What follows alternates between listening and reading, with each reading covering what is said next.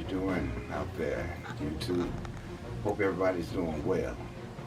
Right now, we're trying to stay warm. It's about 32, 33 degrees here. And just over the weekend, this Friday and Saturday, it was 80. Tell me if climate change ain't real. It's winter. But anyway, I'm just sitting here and I thought I'd tell you another little episode of my life. Back when I was a teenager, how I got drafted on the track team. You know, when I was in high school, I always loved gym. Couldn't wait to go to gym when I was in class because I was kind of athletic back in my day. I still kind of feel that way now, but I love gym. And we would ever go to gym, I loved running around, just doing the stuff, different things, gymnastics and whatnot. But anyway, one day, when we signed for gym, we were all in there and we all looked around and it was strange. There was all these coaches slash gym teachers, they did both, but a lot of coaches was in the gym room. And they had set it up like a obstacle course. They had us running, jumping over hurdles, climbing ropes, which I loved doing. We were having fun. I was having fun. I was running, doing all kind of things, just having a ball. But they had us doing all this stuff, climbing the ropes, jumping hurdles, just running around to see how well we could do. And they was checking us out. And after we did all this, all of a sudden the coaches came over. One of them was well known, Carl Bonner, well known, Wendell Phillips coach. He came over and he started pointing out certain people. And I was one of the ones. After they pointed out I think about 6 or 7 other folks in there who they thought was good, I guess pretty good. They took us in a room and they started talking to us. They said, we pointed you all out because we thought you could help us out. Right now we need members for the track team. And right now we low on members and you all have potential. And we would like you all to join and be a part of the Wendell Phillips track team. If anybody doesn't want to, you can leave. You're talking about peer pressure. There was about 4 or 5 well-known coaches in there and gym teachers and did nobody step over the line saying they wasn't going to participate. Now me, I wasn't crazy about doing this because I didn't plan on it. Because I knew after school I had to do my homework and I wanted to get it done because I wasn't the smartest in class. But anyway, we were pointed out and that's how I got on the track team. And I ran.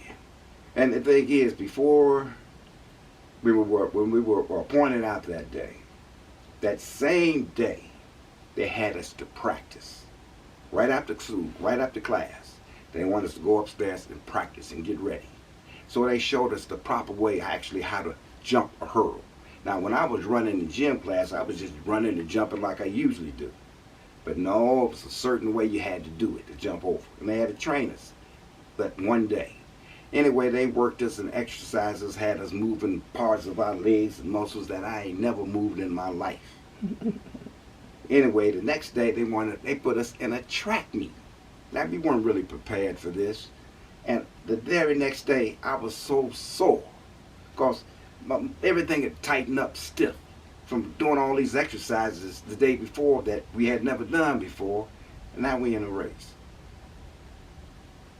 When we had that race, everybody did bad. We did poorly because we couldn't nobody hardly move. We were so stiff. Later on, after everything was done and said, the coaches came and talked to us and said, "You really let us down." That was the most pitiful race I've seen all the years that I've been a coach.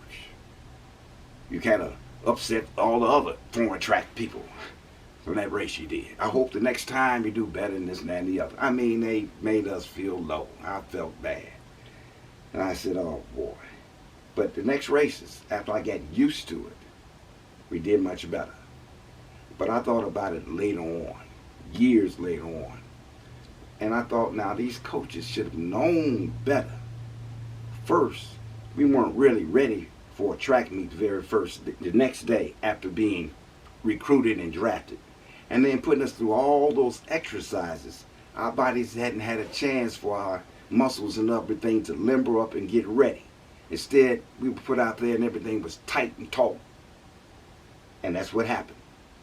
And I think now they should have known better and shouldn't have put us in that race. We weren't really prepared for it. But that's how it went that day. But that's how I got drafted, and that's how I got on the track team. And later on, after the track season was over, cross country. Now, cross country I never wanted to really do because that's distant running. I was always what they call a sprinter. I could run a 60-yard, 100-yard dash, even a 440. But long distance. Now, cross country, that is a 3-mile run when you have a meet, a cross country meet. 3 miles. So you got to build up your body to go through that. So our practice every day was to run 1 mile to build up our lungs. And after a while, we were able to do it. I was able to do it. And I was running those meets, running 3 miles when we had a track meet. I didn't really, as they say, win anything, because I used to tell them, I said, this is not my thing here, distance. Put me in a sprint, and I run like a jackrabbit. But as for this distance stuff, I'm just hanging on, and that's just what I did. But there I was on the track team, and later on I was on cross country. But that's what I did in my athletic career in high school. It was a little something, I always remember. And in fact, a couple of my good friends, they were on the track teams too. I never forget them there. One of them has passed away, but I still got one friend. He's still around. Thank God. What's his name? Bertrand Haynes. Hey, take care, and I'll talk to you next time. Later. Bye now.